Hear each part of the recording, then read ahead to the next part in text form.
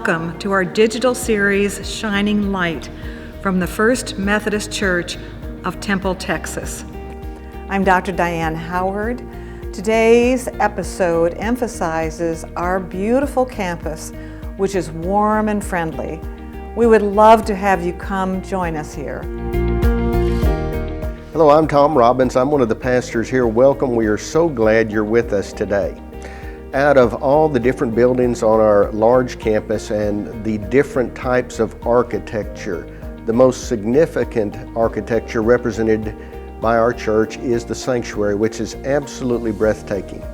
And the most remarkable part of our sanctuary has to do with the faceted glass windows. There are two layers. The bottom layer, which is the main floor of the sanctuary, there are 11 windows there, and they have to do with the gospel, the good news of Jesus Christ, the birth, the life, the death, and the resurrection. And the windows are absolutely breathtaking.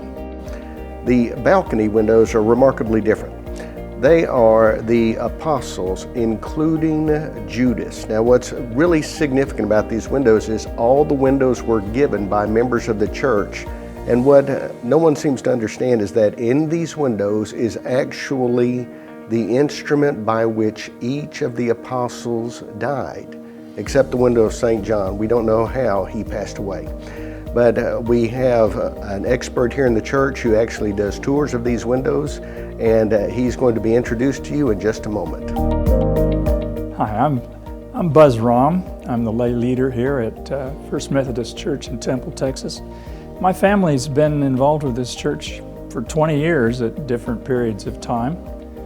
And my oldest daughter was married here. And one of the things we truly love about this church are the windows. They are absolutely the most beautiful windows. And my favorite window is the one you see to my left.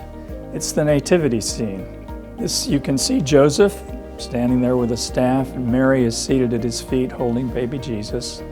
And you can see the three wise men, Gaspar, Melchior, Balthazar, holding a small bag of gold and a little jug of frankincense and a package of myrrh. And up in the top, of course, is the star that rose in the east to guide the Magi to Bethlehem.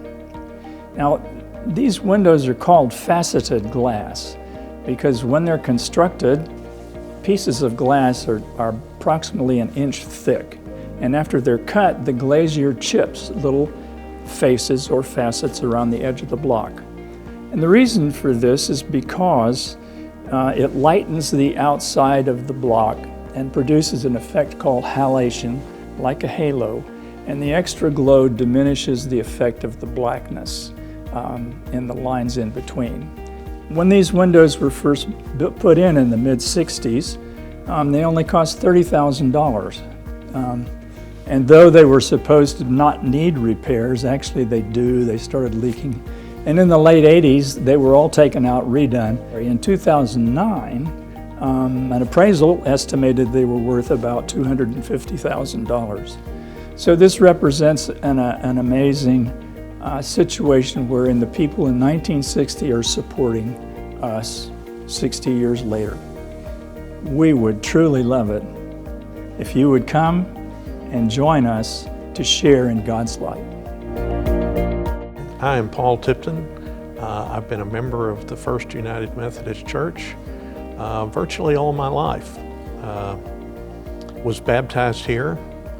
My daughter was married here. My great-grandparents were members here, and my parents were members here. It is a beautiful facility. I'm standing in the Grabowski Family Life Center.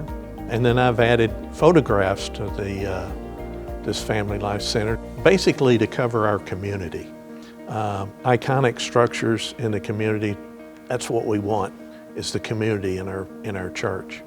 As a photographer, and I've done a lot of nature photography, which is trying to express God's works, doing the photographs of this church, this historical church, the detail and majesty and workmanship that went into this church is absolutely phenomenal.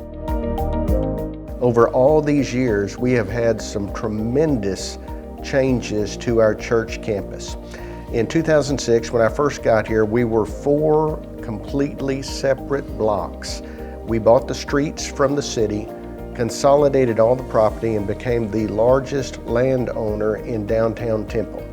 During this time, we also bought an additional property outside of those 4 blocks. We ended up tearing down buildings that were not needed, building new buildings like the Krabowski Praise and Worship Center, remodeling the Youth Center, also completely retrofitting Dennis Hall to be our new offices, and expanding our Mother's Day Out program, the space they used. We have had tremendous changes to our church campus. What matters most is not the architecture, not the buildings, not the parking lots.